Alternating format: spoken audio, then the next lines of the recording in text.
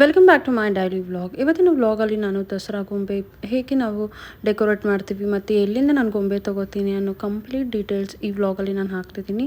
Actually ಸ್ವಲ್ಪ late ಆಯಿತು because ನಾನು ದಿನ ಪೂಜೆ ಮಾಡಿ ಇದು ಮಾಡೋದ್ರಿಂದ ಎಡಿಟ್ ಮಾಡಿ ವಾಯ್ಸ್ ಓವರ್ ಕೊಡೋಕ್ಕಾಗಲಿಲ್ಲ. ಬಟ್ ಆದರೆ ನನಗೆ ಎಷ್ಟೊಂದು ಜನ ಕೇಳ್ತಿದ್ರು, ನೀವು ಎಲ್ಲಿ ಅಷ್ಟು ಚೆನ್ನಾಗಿ ಗೊಂಬೆ ತೊಗೋತೀರಾ ಅಂತ. ಸೊ ಅವ್ರಿಗೋಸ್ಕರ ಈ ವ್ಲಾಗು. ನಾವು ಈ ಥರ ಗೊಂಬೆ ಜೋಡ್ಸೋಕ್ಕೆ ನಾವು ಈ ಥರ ಸ್ಟೆಪ್ಸ್ನ ಮಾಡ್ಕೋತಿದ್ದೀವಿ. ನಾನು ಇದನ್ನು ತೊಗೊಂಡಿದ್ದು ಮಲ್ಲೇಶ್ವರಮಲ್ಲಿ ಕೊಳ್ಳು ಪುಡಿ ಅಂತ ಇದಕ್ಕೆ ಕರೀತಾರೆ. ಚೆನ್ನೈ ಅವರು ತಮಿಳ್ನಾಡಿಂದ ಬಂದು ಮಾಡ್ತಾರೆ. ಚೆನ್ನೈಯಲ್ಲಿ ಮತ್ತು ತಮಿಳ್ನಾಡಲ್ಲಿ ಇದು ತುಂಬ ಸಿಗುತ್ತೆ. ಸೊ ನಾವು ಇದನ್ನು ಪ್ರೀ ಅರೇಂಜ್ ಮಾಡ್ಕೊಂಡಿರ್ತಾರೆ ನಮ್ಮ ತಂದೆಯವರು. ಅದಾದಮೇಲೆ ನಾವು ಈ ಥರ ಮಾಡ್ಕೋತಾ ಹೋಗ್ತೀವಿ ನಾವಿಬ್ಬರು ಸೇರಿ. ನಮ್ಮ ಅಪ್ಪಂಗೆ ತುಂಬ ಚೆನ್ನಾಗಿ ಗೊತ್ತಿರುತ್ತೆ, ಯಾಕಂದರೆ ಅವ್ರು ಅರೇಂಜ್ ಮಾಡಿರ್ತಾರೆ ಯಾವ ಸ್ಟೆಪ್ಪು ಇದು ಅಂತ. ಸೊ ಅವರು ಗೈಡೆನ್ಸ್ ಮೇಲೆ ನಾವಿಬ್ಬರು ಮಾಡ್ಕೊತಾ ಹೋಗ್ತೀವಿ. ಈ ಥರ ಸ್ಟೆಪ್ಸ್ ಮಾಡ್ತೀವಿ. ಫಸ್ಟು ನಾವು ಕಂಪ್ಲೀಟಾಗಿ ಫುಲ್ಲು ಈ ಥರ ಸ್ಟಿಕ್ಸ್ನ ಬಿಡೋಲ್ಲ, ಒಂದೊಂದೇ ಸ್ಟೆಪ್ಸ್ನ ಬಿಟ್ಟು ಈ ಥರ ಮಾಡ್ಕೊಂಡಿದ್ದೀವಿ. ಇಲ್ಲಿ ನಮ್ಮ ತಂದೆ ತರ್ತಿದಾರಲ್ಲ ಆ ಥರ ನಾನು ಇದು ಮಾಡ್ಕೊಂಡಿರ್ತೀನಿ.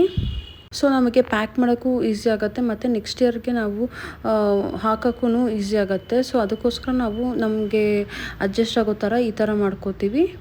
ಮತ್ತು ಇದು ತುಂಬ ಲೈಟ್ ವೆಯ್ಟು. ಆದರೆ ಒಂದೇನೆಂದರೆ ಹಾಕೋದು ತೆಗೆಯೋದು ಸ್ವಲ್ಪ ಕಷ್ಟ ಅನಿಸುತ್ತೆ. ಬಟ್ ಆದರೆ ಸ್ಟೆಪ್ಸ್ನ ಇದನ್ನು ಡಿಟ್ಯಾಚಬಲ್ ಮಾಡೋದು ಇದಾಗತ್ತೆ. ಸ್ಪೇಸ್ ಕಮ್ಮಿ ಹಿಡಿಯುತ್ತೆ ಮತ್ತು ಲೈಟ್ ವೆಯ್ಟು. ಇದೆಲ್ಲ ಪ್ಲಾಸ್ಟಿಕ್ ಮೆಟೀರಿಯಲ್ಲು.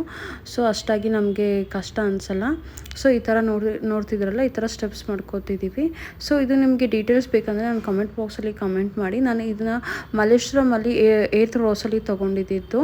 ಫ್ಲೈಓವರ್ ಏನು ನೋಡ್ತೀರಾ, ಫ್ಲೈಓವರ್ ಮೇಲೆ ನಾನು ತೊಗೊಂಡಿದ್ದು.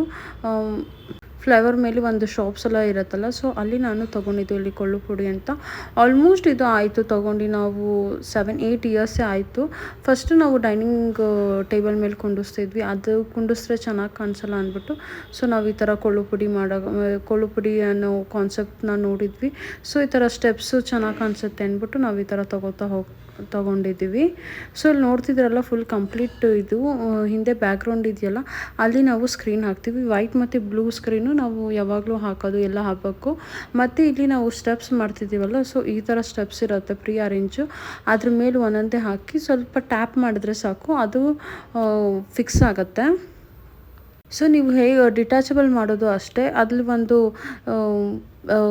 ಇದನ್ನು ತೆಗಿಯೋಕ್ಕೆ ಅಂತಲೇ ಒಂದು ಇದನ್ನು ಕೊಟ್ಟಿರ್ತಾರೆ, ಹುಕ್ ಥರ. ನಾನು ಡಿಟ್ಯಾಚಬಲ್ ಮಾಡುವಾಗ ನಾನು ಬೇಕಂದ್ರೆ ಆ ವಿಡಿಯೋ ಮಾಡ್ತೀನಿ.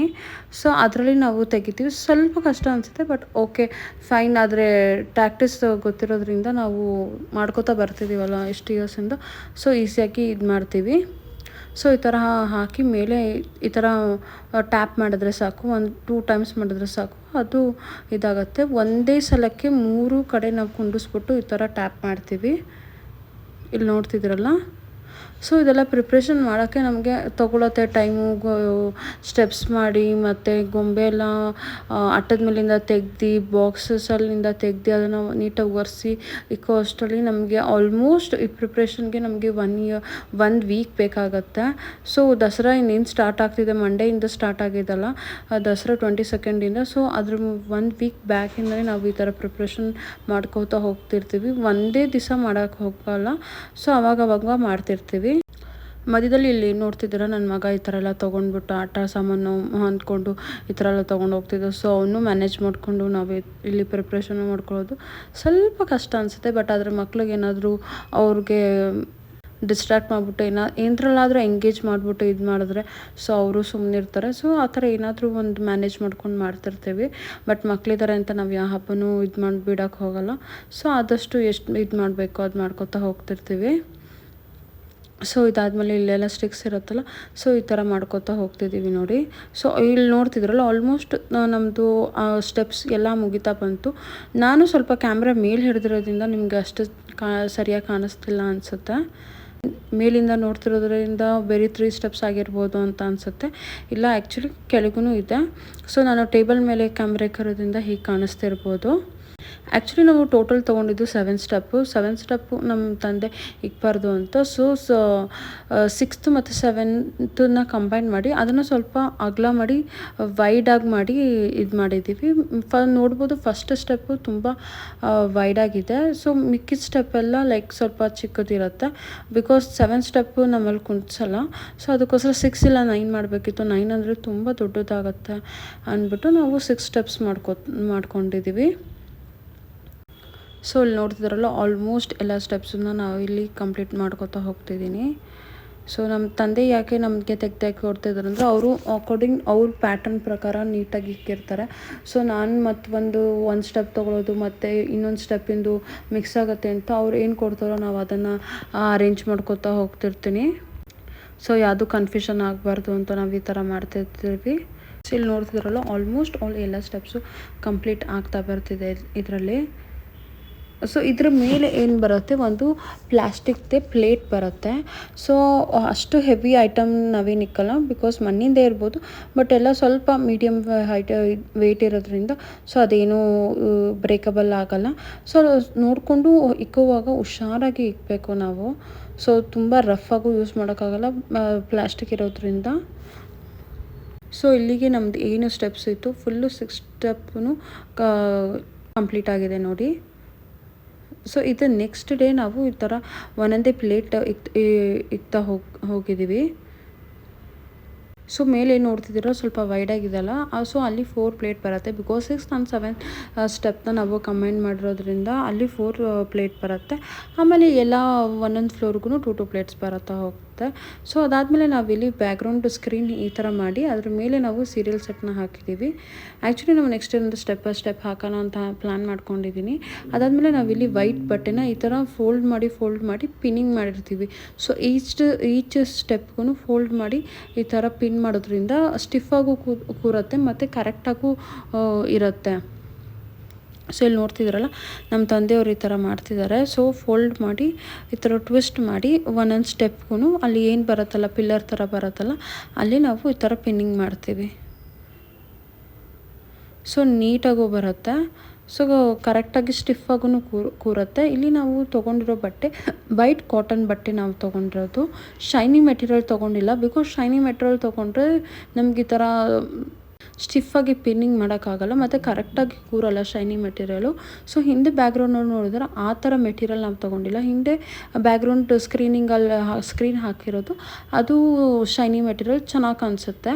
ಬಟ್ ಆದರೆ ನೀವು ಗೊಂಬೆ ಕುಣಿಸುವಾಗ ಈ ಥರ ವೈಟ್ ಕಾಟನ್ ಬಟ್ಟೆಲ್ಲೇ ಕುಂಡಿಸಿರೋದ್ರಿಂದ ಗೊಂಬೆ ಕಲರ್ಫುಲ್ ಆಗಿರೋದ್ರಿಂದ ವೈಟ್ ಇದು ಮಾಡೋದ್ರಿಂದ ತುಂಬ ಚೆನ್ನಾಗಿ ಕಾಣಿಸುತ್ತೆ. ಸೊ ಇದಾದಮೇಲೆ ನಾನು ಎಲ್ಲಿ ಗೊಂಬೆಗಳು ತೊಗೋತೀನಿ ಅಂತ ತುಂಬ ಕಮೆಂಟ್ ಮಾಡಿದರು. ಇದು ನಾನು ಈ ಸಲ ತೊಗೊಂಡಿರೋದು, ಸುಮಾರು ಸಲನೂ ಇಲ್ಲೇ ತೊಗೊಂಡಿದ್ದೀನಿ, ವಿಜಯನಗರದ ಹತ್ರ. ಈ ಸಲ ಇಂಡಿಯನ್ ಸ್ವೀಟ್ ಹೌಸು ಮತ್ತು ವೆಂಕಟೇಶ್ವರ ಸ್ವೀಟ್ಸ್ ಹೌಸ್ ಇದೆಯಲ್ಲ ಆ ಲೈನಲ್ಲಿ ಹಾಕ್ಕೊಂಡಿದ್ದಾರೆ ವಿಜಯನಗರಲ್ಲಿ ಗೊಂಬೆ. ಯಾವಾಗಲೂ ಯೂಶ್ವಲಿ ಕ್ಯಾಮ ಪಕ್ಕದಲ್ಲಿ ಹಾಕೋತಿದ್ರು. ಈ ಸಲ ಅಲ್ಲೆಲ್ಲ ಸ್ವಲ್ಪ ಏನೋ ಕನ್ಸ್ಟ್ರಕ್ಷನ್ ನಡೀತಿರೋದ್ರಿಂದ ಸೊ ಇಲ್ಲಿ ಗೊಂಬೆ ಹಾಕ್ಕೊಂಡಿದ್ದಾರೆ. ಇಲ್ಲಿ ತುಂಬ ವೆರೈಟೀಸ್ ಆಫ್ ಗೊಂಬೆ ಸಿಗುತ್ತೆ. ಅವರು ಹೇಳೋ ರೇಟಲ್ಲಿ ನಾವು ಕೊಡೋಕ್ಕಾಗಲ್ಲ, ಸ್ವಲ್ಪ ಬಾರ್ಗೇನ್ ಮಾಡಿ ನಾವು ಅವ್ರು ಏನು ಹೇಳ್ತಾರೋ ಸ್ವಲ್ಪ ಬಾರ್ಗೇನ್ ಮಾಡಿ ತೊಗೋಬೋದು. ಬಟ್ ನಿಮ್ಗೆ ಇನ್ನೂ ಚೆನ್ನಾಗಿರೋ ಗೊಂಬೆಗಳು ಬೇಕು ಅಂದರೆ ಮಲ್ಲೇಶ್ವರಮಲ್ಲಿ ತುಂಬ ಚೆನ್ನಾಗಿ ಸಿಗುತ್ತೆ, ಮತ್ತು ಬಸವನಗುಡಿಲೂ ತುಂಬ ಚೆನ್ನಾಗಿರೋದು ಸಿಗುತ್ತೆ. ಬಸವನಗುಡಿಲಿ ದೊಡ್ಡ ಗಣಪತಿ ದೇವಸ್ಥಾನ ಇದೆಯಲ್ಲ ಆ ಲೈನಲ್ಲೇ ಆಪೋಸಿಟಲ್ಲಿ ಹಾಕ್ಕೊಂಡಿರ್ತಾರೆ, ಅಲ್ಲೂ ತುಂಬ ಚೆನ್ನಾಗಿರುತ್ತೆ. ನಾನು ಅಷ್ಟು ದೂರ ಹೋಗೋಕ್ಕಾಗಿಲ್ಲ, ಬಿಕಾಸ್ ನನ್ನ ಮಗು ಇಟ್ಕೊಂಡು ಅಷ್ಟು ದೂರ ಹೋಗೋಕ್ಕಾಗಿಲ್ಲ ಅಂತ ಇಲ್ಲಿ ತೊಗೊಂಡೆ. ಇಲ್ಲಿ ನೋಡ್ತಿದ್ರಲ್ಲ ಶ್ರವಣಕುಮಾರ ಥೀಮಲ್ಲಿ ಮಾಡಿದರೆ ತುಂಬಾ ಚೆನ್ನಾಗಿದೆ. ಶ್ರವಣಕುಮಾರ ಹೇಗೆ ಅವ್ರ ಅಪ್ಪ ಅಮ್ಮನ ಇದು ಮಾಡ್ತಾರೆ ಆ ಥರ ಥೀಮಲ್ಲಿ ಮಾಡಿದ್ರು ತುಂಬ ಅಂದರೆ ತುಂಬ ಚೆನ್ನಾಗಿದೆ. ಆ್ಯಕ್ಚುಲಿ ಇವಾಗ ಬರ್ತಾ ನನಗೆ ಹೋಗಿದ್ದು ಸ್ಟಾರ್ಟಿಂಗಲ್ಲಿ ಮಂಡೇ ಅನಿಸುತ್ತೆ, ಮಂಡೇ ಇರಬೇಕು, ಮಂಡೇ ಹೋಗಿದ್ದು ನಾನು. ಬಟ್ ನಾನು ನೆಕ್ಸ್ಟ್ ಟೈಮ್ ಹೋಗೋ ಅಷ್ಟರಲ್ಲಿ ಇದೆಲ್ಲ ಆಲ್ಮೋಸ್ಟ್ ಅಲ್ಲೆಲ್ಲ ಸೋಲ್ಡ್ ಔಟ್ ಆಗೋಗ್ಬಿಟ್ಟಿತ್ತು. ಅಲ್ಲಿ ನೋಡ್ತಿದ್ರಲ್ಲ ಕೃಷ್ಣ ಎಷ್ಟು ಚೆನ್ನಾಗಿರೋ ಕೃಷ್ಣ ತೊಗೊಂಡಿರ್ತಾರೆ ಅಂದರೆ ವೆರೈಟೀಸ್ ಆಫ್ ಕೃಷ್ಣ. ಇದು ನಾರ್ತ್ ಇಂಡಿಯಾ ಸ್ಟೈಲಲ್ಲಿ ದಂಪತಿ ಗೊಂಬೆ ತೋರಿಸಿದ್ದು ನಾನೀಗ. ಸೊ ತುಂಬ ಚೆನ್ನಾಗಿತ್ತು. ಅಂಬೆಗಾಲ್ ಕೃಷ್ಣನೂ ತುಂಬ ಇತ್ತು. ಅಂಬೆಗಾಲ್ ಕೃಷ್ಣಲ್ಲೇ ವೆರೈಟೀಸ್ ಕೃಷ್ಣಗಳನ್ನ ತರಿಸಿದ್ರು ಈ ಸಲ. ಹಾಗೆ ಸುಮಾರು ತರಿಸಿರ್ತಾರೆ. ಸೊ ಇಲ್ಲಿ ನೋಡ್ತಿದ್ರಲ್ಲ ಸ್ವಲ್ಪ ಇದೆಲ್ಲ ನಾರ್ತ್ ಟಚ್ ಇರೋದು. ಆಮೇಲೆ ರಾಘವೇಂದ್ರ ಸ್ವಾಮಿನೂ ನಾನು ಫಸ್ಟ್ ಟೈಮ್ ಹೋದಾಗ ತುಂಬ ಇತ್ತು. ಈಗ ರಾಘವೇಂದ್ರ ಸ್ವಾಮಿ 1-2 ಪೀಸ್ ಇತ್ತು ಅಷ್ಟೇ. ಅಷ್ಟು ಜನ ಬಂದು ತೊಗೊಂಡು ಹೋಗಿರ್ತಾರೆ. ಸೊ ಅಲ್ಲಿ ಲಕ್ಷ್ಮೀ ನರಸಿಂಹಸ್ವಾಮಿ ಮತ್ತು ಈ ಥರ ಥೀಮ್ಗಳು ಮಾಡ್ತಾರಲ್ಲ, ಥೀಮ್ಗಳು ಅಷ್ಟಲಕ್ಷ್ಮಿಗಳು ಆ ಥರ ಎಲ್ಲ ವೆರೈಟೀಸ್ ಆಫ್ ದ ಥೀಮ್ಗಳಿರುತ್ತೆ. ಬಟ್ ಆದರೆ ಪ್ರೈಸ್ ಸ್ವಲ್ಪ ಹೈ ಹೇಳ್ತಾರೆ. ಸ್ವಲ್ಪ ಬಾರ್ಗೇನ್ ಮಾಡಿ ತೊಗೋಬೇಕಾಗತ್ತೆ ಅಷ್ಟೇ. ಇಲ್ಲಿ ನೋಡ್ತಿದ್ದೀರಲ್ಲ ಕೃಷ್ಣನಲ್ಲಿ ಎಷ್ಟೊಂದು ವೆರೈಟೀಸ್ ಇದೆ. ಎಷ್ಟೊಂದು ವೆರೈಟೀಸ್ ಆಫ್ ಕೃಷ್ಣನ ತೊಗೊಂಡಿದ್ದಾರೆ. ಕೆಲವರು ಫಸ್ಟಿಂದ ಕುಂಡಿಸೋರು ಇರ್ತಾರೆ, ಕೆಲವರು ಸರಸ್ವತಿ ಪೂಜೆಯಿಂದ ಕುಂಡಿಸೋರು ಇರ್ತಾರೆ. ಸೊ ಅದಕ್ಕೋಸ್ಕರ ಒಬ್ಬೊಬ್ಬರು ಒಂದೊಂದು ಟೈಮ್ ಬಂದು ತೊಗೋತಾರೆ. ಬಟ್ ದಸರಾ ಟೈಮಲ್ಲಿ ಆಲ್ಮೋಸ್ಟ್ ಎಲ್ಲರೂ ತೊಗೋತಿರ್ತಾರೆ. ಇಲ್ಲಿ ಆಂಜನೇಯನಿಗೆ ಸಂಜೀವಿನಿ ಬೆಟ್ಟ ತೊಗೊಂಡು ಹೋಗ್ತಿರೋ ಥೀಮ್ನ ಮಾಡಿದ್ದಾರೆ. ಸೊ ಇದು ಸ್ವಲ್ಪ ದೊಡ್ಡದಿದೆ. ಸೊ ಇದು ಸೆಟ್ಟು ಮತ್ತು ಇರೋದ್ರಿಂದ ಸ್ವಲ್ಪ ದೊಡ್ಡದು ಮತ್ತು ಸ್ವಲ್ಪ ರೇಟ್ ಹೇಳ್ತಿದ್ರು. ನನಗೆ ಸಂಜೀವಿನಿ ಬೆಟ್ಟ ಇರೋದು ಬೇಕಿತ್ತು. ನಾನು ಇಲ್ಲಿ ಸರಸ್ವತಿ ತೊಗೊಂಡಿದ್ದೆ. ಸೊ ನಾನು ಈ ಸಲ ಮನೇಲಿ ಚಿಕ್ಕದಾಗಿ ಗೊಂಬೆ ಕುಂಡಿಸಿರೋದ್ರಿಂದ ಈ ಥರ ಸರಸ್ವತಿ ತೊಗೊಂಡಿದ್ದೆ. ನಮ್ಮ ಟೈಮಲ್ಲಿ ನಾವು ಈ ಥರ ಸ್ಟೆಪ್ ಮಾಡಿ ಗ್ರ್ಯಾಂಡಾಗಿ ಕುಂಡಿಸ್ತೀವಿ. ನಮ್ಮನೇಲಿ ಈ ಸಲದಿಂದ ಸರಸ್ವತಿ ಪೂಜೆಯಿಂದ ಸ್ವಲ್ಪ ಚಿಕ್ಕದಾಗಿ ಕುಂಡಿಸೋಣ ಅಂತ ಸ್ಟಾರ್ಟ್ ಮಾಡ್ಕೊಂಡಿದ್ದೀನಿ. ಸೊ ಇಲ್ಲಿ ನೋಡ್ತಿದ್ರಲ್ಲ ಇದೆಲ್ಲ ಥೀಮ್ ರಿಲೇಟೆಡ್ ಒಂದು ಕಡೆ ಇಕ್ಕಿದ್ರು.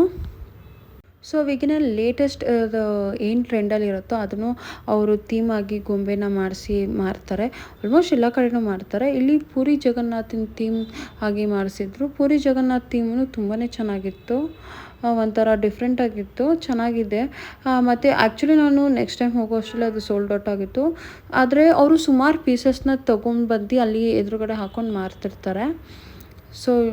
ಸೊ ಇಲ್ಲಿ ನೋಡ್ತಿದ್ದಾರಲ್ಲ ಹಸು ಮೇಲೆ ಅಷ್ಟಲಕ್ಷ್ಮಿಯರು ಇದು ಮಾಡಿರೋ ಅಂತಹ ಸ್ಟಿಕರ್ ಇತ್ತೆ. ಹಾಗೆ ಎಷ್ಟೊಂದು ವೆರೈಟೀಸ್ ಅಲ್ಲಿತ್ತು. ಏನಿದು ಅಂಕಲ್? ಇದು ಬಂದು ಅದು ಕೃಷ್ಣಂದು. ಓಕೆ ಓಕೆ ಓಕೆ ಕೃಷ್ಣಂದು. ಅದು ಗೋಪುರ ಇದು ಸೇರಿ 6,000ನಾ? 6,500. ಇದು ಚಾಮುಂಡಿ ಇದ್ರ ಮೇಲೆ ಇರೋದಾ? ಇದು ಬಂದು north Indian Chamundeshwari Durgi. North ಅವರು ತಗೋತಾರ ಅಂಕಲ್? ಮತ್ತೆ ಏನು ಈಗ ಇದಕ್ಕೆ ಯಾವುದಕ್ಕೆ ನಾರ್ತ್ ಅಲ್ಲಿ ಕಮ್ಮಿ ಅಲ್ವಾ? ಸೊ ಇನ್ನೊಂದ್ಸಲ ತೋರಿಸ್ತಿದ್ದೀನಿ. ಇಂಡಿಯನ್ ಸ್ವೀಟ್ ಹೌಸ್ ಹತ್ರ ಇಲ್ಲಿಂದ ಬಂದರೆ ಅಲ್ಲೊಂದು ಬಾರ್ ಇರುತ್ತೆ. ಬಾರ್ ಪಕ್ಕನೇ ಈ ಥರ ಒಂದು ಸ್ಟಾಲ್ ಹಾಕ್ಕೊಂಡಿರ್ತಾರೆ ಈ ಅಂಕಲು. ಸೊ ಈ ಅಂಕಲ್ ಜೊತೆ ಒಂದು ಆಂಟಿನೂ ಇರ್ತಾರೆ. ಸುಮಾರು ವರ್ಷದಿಂದ ನಾನು ತೊಗೋತಿದ್ದೀನಿ. ಸೊ ಈ ಥರ ಸ್ಟಾಲ್ ಹಾಕಿರ್ತಾರೆ. ಸೊ ಇದು ನಮ್ಮ ಮಮ್ಮಿ ಮನೆಯಲ್ಲಿ ಕುಂಡಿಸಿರುವಂತಹ ಸ್ಟೆಪ್ಸ್ ನಾನು ಏನು ತೋರಿಸಿದ್ರೆ ಸೊ ನಾವು ಈ ಥರ ಅಲಂಕಾರ ಮಾಡಿರ್ತೀವಿ. ಮೃಡನಂತರಂಗಳೇ ಹರಿಪದ ಭೃಂಗಳೇ ಯಮ್ಮನು ಪಾಲಿಸೋ ಮಂಗಳೇ. ಮೃಡನಂತರಂಗಳೇ ಹರಿಪದ ಭೃಂಗಳೇ ಯಮ್ಮನು ಪಾಲಿಸೋ. ಪಾರ್ವತಿ ಪಾಲಿಸನ್ನನು ಮಾನಿನಿ ರನ್ನೇ. ಸೊ ಇಲ್ಲಿ ನೋಡ್ತಿದ್ರಲ್ಲ ಪಟ್ಟದ ಗೊಂಬೆನ ನಾವು ನಮ್ಮ ಅತ್ತಿಗೆ ಮನೆಯಲ್ಲಿ ಮದುವೆ ಟೈಮಲ್ಲಿ ಕೊಟ್ಟಿದ್ರು. ಸೊ ಅದನ್ನು ಅಲ್ಲಿಕ್ಕಿ ಹಾಗೆ ನಾವು ಸ್ಟೆಪ್ ವೈಸ್ ಇಲ್ಲಿ 3rd ಸ್ಟೆಪ್ಪಲ್ಲಿ ಸೊ ಇದು ಪಟ್ಟದ ರಾಜಾರಾಣಿ. ನಾವು ಈ ಥರ 2 ಸೆಟ್ ಇಕ್ಕಿದ್ದೀವಿ. ಆಮೇಲೆ ಲಕ್ಷ್ಮೀ ಸರಸ್ವತಿ. ಇಲ್ಲಿ ಕೆಳಗಿಂದ ತೋರಿಸ್ಬೇಕು ಅಂದರೆ ತೊಟ್ಲು ಸೆಟ್ ಇಕ್ಕಿದ್ದೀವಿ. ಅದಾದಮೇಲೆ ದಂಪತಿ ಗೊಂಬೆ ಸ್ವಲ್ಪ ಹಳೆ ಥರದ್ದು ಬಟ್ ತುಂಬ ಚೆನ್ನಾಗಿರುತ್ತೆ. ಈಗ ಎಲ್ಲೂ ಸಿಗೋಲ್ಲ. 3rd ಸ್ಟೆಪ್ಪಲ್ಲಿ ಇಕ್ಕಿರೋದು ಶಿವ ಪಾರ್ವತಿ ಕಲ್ಯಾಣೋತ್ಸವ ತೊಗೊಂಡ್ರೆ ಒಳ್ಳೆಯದು ಅಂತ ನಾವು ಅವಾಗ ತೊಗೊಂಡಿದ್ವಿ. ಸೊ ಇದಾಗಿದ್ದು ದಸರಾ ಹಬ್ಬದ ಡೆಕೋರೇಷನು. ಅದಾದಮೇಲೆ ನಾವು ಮನೇಲಿ ಚಿಕ್ಕದಾಗಿ ಆಯುಧ ಪೂಜೆ ಮಾಡಿದ್ವಿ. ಸೊ ಇದು ನನ್ನ ಮಗನ ಕಾರು. ಅದಾದಮೇಲೆ ನಮ್ಮದು 2 ಕಾರು ಮತ್ತು ಒಂದು ಸೈಕಲು ಮತ್ತು ನನ್ನ ಸ್ಕೂಟ್ರು. ಸೊ ಇಷ್ಟ ಆಗಿತ್ತು ನೋಡಿ ನಮ್ಮ ಬ್ಲಾಗ್.